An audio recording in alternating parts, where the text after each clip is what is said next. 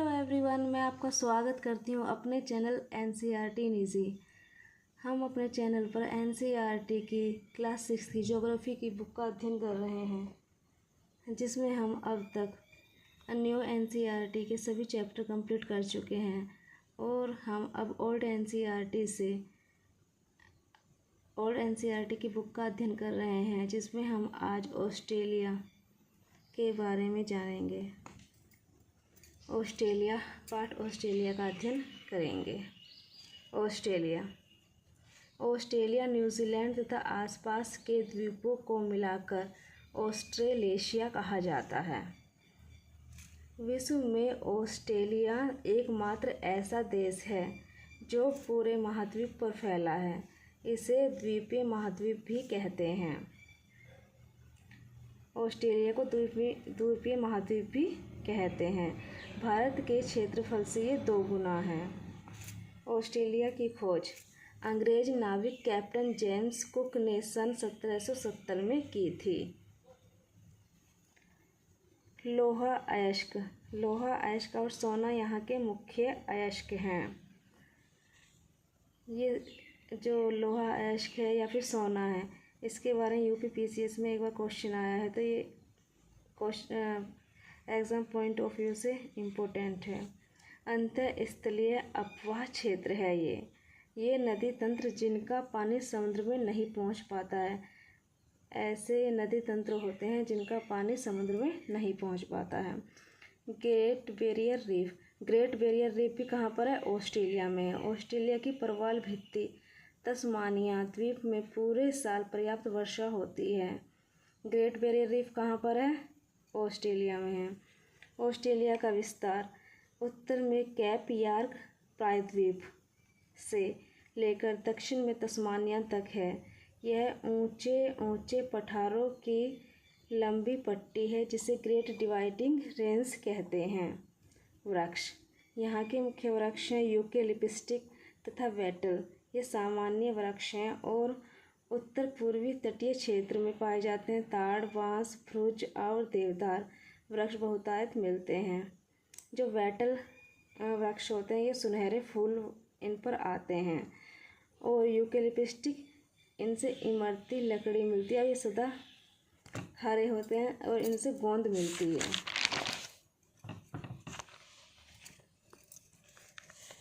Australia उष्ण कटिबंध तथा शीतोष्ण कटिबंध घास के मैदान यहाँ पर होते हैं।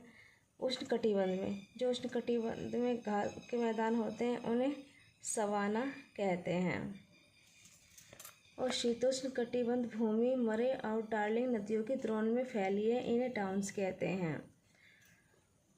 उष्ण कटिबंध ये 2 भागों में बटा है ऑस्ट्रेलिया, एक उष्ण कटिबंध, दूसरा शीतोष्ण कटिबंध। उष्ण कटिबंध और शीतोष्ण कटिबंध। जो उष्ण कटिबंध है उसे क्या कहते हैं? उस क्षेत्र को सवाना कहते हैं, ये उत्तर में फैला है।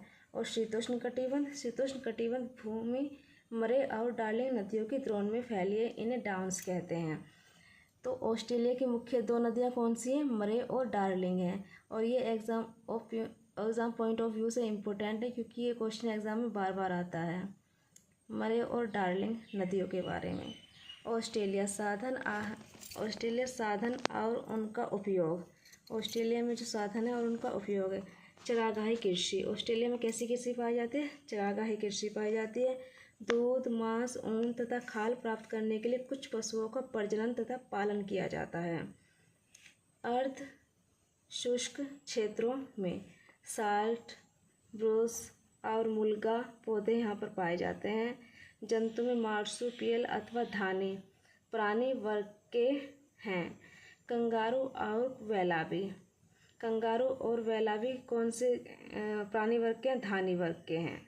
कंगारू और वैलाबी धानी प्राणी वर्ग के हैं। कोला भी धानी प्राणी वर्ग का ही जानवर है। कंगारू ऑस्ट्रेलिया का प्रतीक है। कंगारू ऑस्ट्रेलिया का प्रतीक है। खिलौने वाले भालू जैसा लगता है। पेड़ों पर रहता है। यूकेलिप्टिस की पत्तियां खाता है। रात में जागता है, दिन में सोता है। डिंगो नाम का जंगली कुत्ता भी यहाँ पाया जाता है। संसार का विचित्र जंतु पशु और पक्षियों के मिश्रित लक्षणों वाला पानी के अंदर जीवित रह सकता है। जमीन के अंदर अंदर सुरंग खोद देता है, जो प्लेटिस जंतु है। एमू, कोकाबरी तथा लायर बर्ड ऑस्ट्रेलिया के विचित्र पक्षी हैं। और एमू क्या होता है? एमू बड़े आकार का होता है, शत्रुमुर्ग की तरह। जैसे अफ्रीका में कालाहारी में पाए जाने वाला शत्रुमुर्ग है, अफ्रीका के कालाहारी में पाए जाने वाला शत्रुमुर्ग है, उसी तरह से एमू भी बहुत बड़े आकार का पक्षी है। यह बहुत तेज़ दौड़ता है लेकिन उड़ नहीं सकता है।